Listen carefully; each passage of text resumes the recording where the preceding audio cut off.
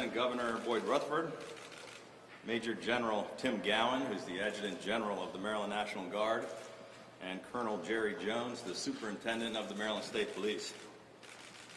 Yesterday, our nation's capital, the seat of our federal government and the heart of our American democracy, came under siege in a heinous and violent assault.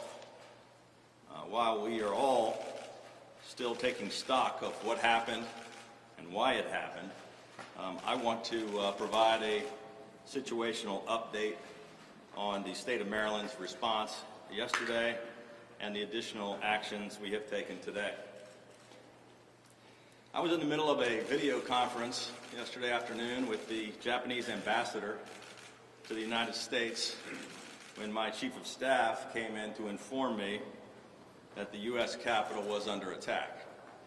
I immediately excused myself from that video conference and convened an emergency meeting immediately of our entire unified command team, including General Gowan, Colonel Jones, our senior staff, our Homeland Security Advisor, and leaders of the Maryland State Police and the Maryland National Guard.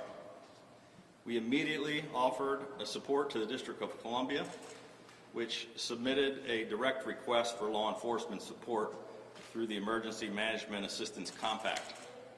I directed Colonel Jones to immediately mobilize our entire mobile field force of 200 specially trained Maryland State Police troopers to provide security for our nation's capital. I also instructed General Gowan to immediately call up our initial response force of the Maryland National Guard.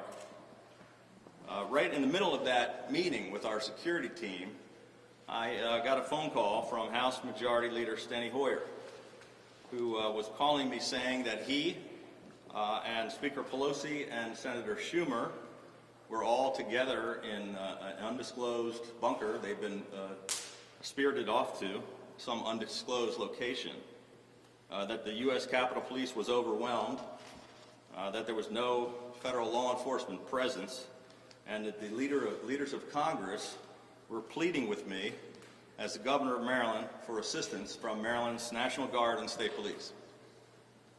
I informed Speaker Hoyer and the other leaders that a force of specially trained riot police equipped to respond to civil disturbances, along with members of allied and local law enforcement agencies, were already en route to the Capitol. I also told them that I authorized the mobilization of the Maryland National Guard and that I was ready, willing, and able to immediately deploy them to the Capitol. However, we were repeatedly denied approval to do so.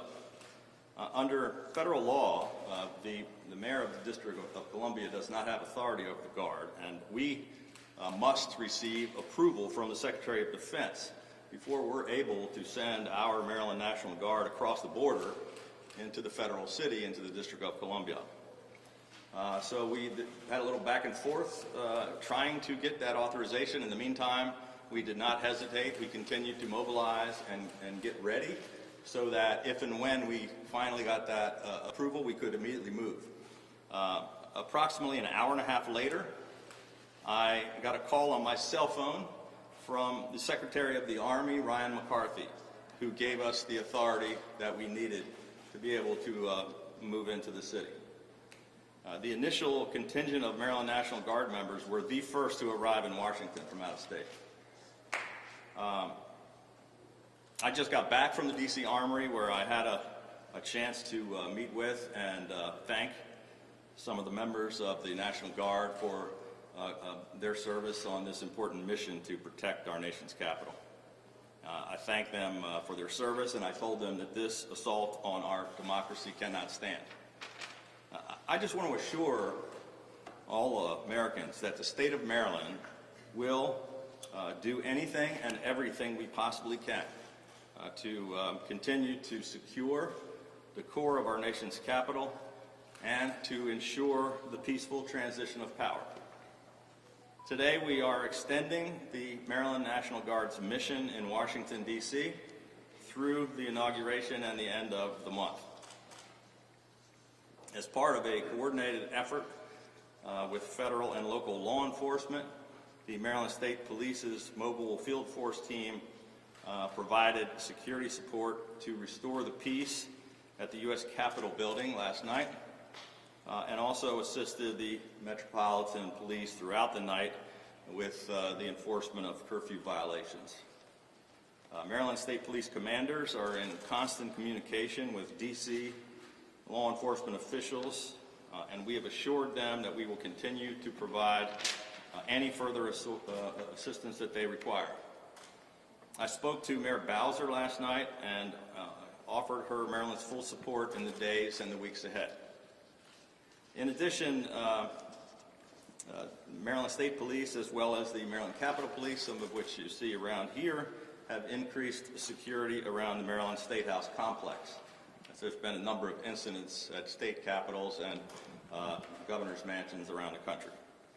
It is somewhat fitting that we are addressing this shameful attack on our democracy from this historic State House, which is the very first peacetime capital of the United States. After all, it was right here that the peaceful transition of power was born 236 years ago, after leading the colonies to victory in the Revolutionary War. General Washington resigned his commission as Commander-in-Chief of the Continental Army right here, right there, in our old Senate chamber. At the time, the idea that a military leader would voluntarily transfer power to the people's representatives was virtually unthinkable and was without precedent in human history. But this selfless act secured our nation's future as a democratic republic and as the leader of the free world. Generations of Americans have sacrificed their lives, their fortunes, and sacred honor so that the miracle of self-government and the orderly transition of power could become commonplace. Over the last 2 months, this sacred tradition has come under attack from our own president, who has chosen to fan the flames of hate and mislead millions of voters through lies and conspiracy theories, rather than face the reality of his own defeat. I grew up in the shadow of the United States Capitol. I proudly stood by my father's side at age 12 on the floor of the House chamber as we both took the oath of office, an oath to support and defend the Constitution of the United States. It's clear to me that President Trump has abandoned this sacred oath. What we saw in the nation's capital was not just an attack on the people's representatives or historic buildings and our law enforcement. It was an attack on the rule of law, the foundations of self-government, and who we are as Americans. The mob may have shattered glass, but they did not, and they will not, shatter our democracy. From governors and secretaries of state and the judiciary and the Congress, our institutions have held firm in the face of this attempted insurrection. But we remain at a fragile moment. And each of us, especially those who hold elective office, have a choice to make. We can show those who feel forgotten that we can actually deliver solutions to the serious problems that face us, or we can continue to perpetuate this toxic politics, rabid tribalism, and hatred. We can either face the truth or be destroyed by lies. We can either descend into chaos and rancor, or we can rise above and meet this test with real courage and patriotism. I could never fathom a day like yesterday in America, but I will not stand for it, and neither should any American. I think I speak for many Americans when I say enough is enough. Enough of the lies, enough of the hate, enough of the total dysfunction, just enough. And I promise to do everything in my power to rebuild trust in what makes this nation great, to heal old wounds rather than inflame them, and to make sure that democracy, that the people always prevail.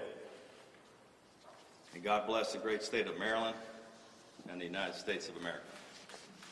With that, I'll be happy to take some questions. Governor, what did the Secretary of Defense say? What, in denying authorization for the Maryland National Guard, what was the reason given? Well, none of us really spoke to the Secretary of Defense, but we were repeatedly, General Gowan was repeatedly being told by the National Guard at the national level that we did not have authorization. I was actually on the phone with Leader Hoyer, who was pleading with us to send the Guard. He was yelling across the room to Schumer, and they were back and forth saying, we do have the authorization. And I'm saying, I'm telling you, we do not have the authorization. And so we had multiple times, the general was, we running up the flagpole, we're ready, don't have authorization, don't have authorization. And then I get a call an hour and a half later out of the blue, not from the Secretary of Defense, not through what would be normal channels. I got a number I don't recognize on my phone. I, pick it up anyway. Larry Hogan, and it's like, this Ryan McCarthy, Secretary of the Army, Governor. Can you come as soon as possible? It was, it was like, yeah, we've been waiting. We're ready. I can't tell you what was going on the other end on the decision-making process. There's been lots of speculation in the media about that, but I'm not privy to what was going on inside the White House or inside the Pentagon. Governor, should the President resign? Should we vote the 25th Amendment? Where are you at with that discussion? Yeah, look, here's where I am. I think there's no question that America would be better off if the President would resign or be removed from office, and if Mike Pence, Vice President of the United States, would conduct a peaceful transition of power over the next 13 days until President Biden is sworn in. Now, how the details of if that's going to happen or how that should happen, I don't know. But I think Vice President Pence, who's a friend and has been for a long time, I have tremendous respect for. I think he did the right thing, stood up for the rule of law, stood up to protect the Constitution. There's speculation that he was involved in finally making the decision about the National Guard. I don't know.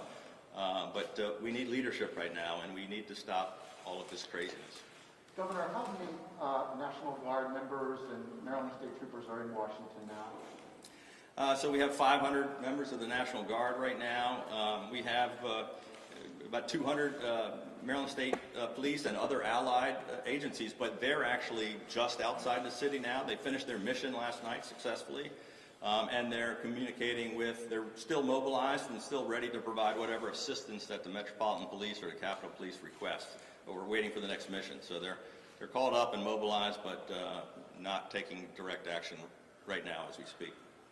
Governor, you said it took an hour and a half to get the clearance. How much sooner would the Guard have arrived at the Capitol had you gotten that clearance the first time? Well, it's hard to say. There is time to ramp up. So in discussions with General Gowan, The National Guard, they have to get ready. So my decision, along with our security team and the general, was, well, I don't want to wait to get the authorization and then get people ready. So I'm going to authorize them. So you call them up, get them mobilized, and then we'll be closer to being in the city when we get the call. It took a little longer, but we were the first ones to arrive. Maryland was the very first Guard to show up. What did the Guard do when the Guard members from Maryland arrived? We protected the U.S. Capitol. Does this new mission change the Guard's role in vaccine? And the Library of Congress. Does this new mission change the Guard's role with vaccine deployment? No, we still have the Guard we have different teams of people. It's ironic, but I mean, we've been focused like a laser on the vaccine. Today we crossed 100,000 vaccines. We had another team of Guard deployed into Prince George's County to assist them with their vaccines. Yesterday we were in Charles County. So we're still utilizing the Guard for other missions, but this is a different group of Guard that we had to send down to help protect the nation's capital. Governor, I take it, given what you have been describing to us, that there was no pre-planning before yesterday for any sort of eventualities with the state or... Well, there's been ongoing discussions with all the federal agencies and all of our state agencies for a long time about the inauguration, which we're always involved in. But this particular mission yesterday, it just seemed to be a little dysfunctional. And I can't explain. I don't know. I don't think any of our team knows exactly why the U.S. Capitol was not protected and how this treacherous mob was able to break through. All I can tell you is what we did immediately to try to help stop the situation. Last question. Have you had any conversations? The inauguration is in 13 days. Have you had any conversations about Maryland's involvement? I guess the first question is, do you think they can safely hold an inauguration in 13 days? Well, I know that our entire team and every agency is talking to every federal agency, has been for months and months, as we do every inauguration. And I'm sure everybody's concerned about how to do it safely. I haven't personally been involved in discussions over the past day or so on inaugural planning, but I know they're continuing to proceed and trying to make sure they can do it in a safe way. It's one of the reasons why we now have, in addition to us, I think we have 5 other states of National Guard. The 6,000 Guard members are now in the city, and they're all planning to be available through the inauguration. Governor, the legislative session starts next week. It does? It might be on your mind, might not be. But I'm curious, what are your top priorities going into that? And can you tell us a little bit more? Sure. About Yeah, we actually had hoped to be focused on that today. It was going to be about some of our legislative priorities, and of course we got completely distracted on more important things. But next week I think we'll be announcing. Look, our priorities for the session are pretty simple. We're focused on the response to the virus and the recovery of our economy. And we had a great productive discussion yesterday before all of this happened with the Speaker and the Senate President to talk about. I think we all share the same desire. That the most important priorities are, the struggling Marylanders, struggling businesses, helping people get the assistance they need, providing more economic relief, and continuing to, fight the virus. So that's what we're going to be focused on, and we'll likely have multiple announcements next week to talk about. Yeah. Thank you. Thank you. Thank you.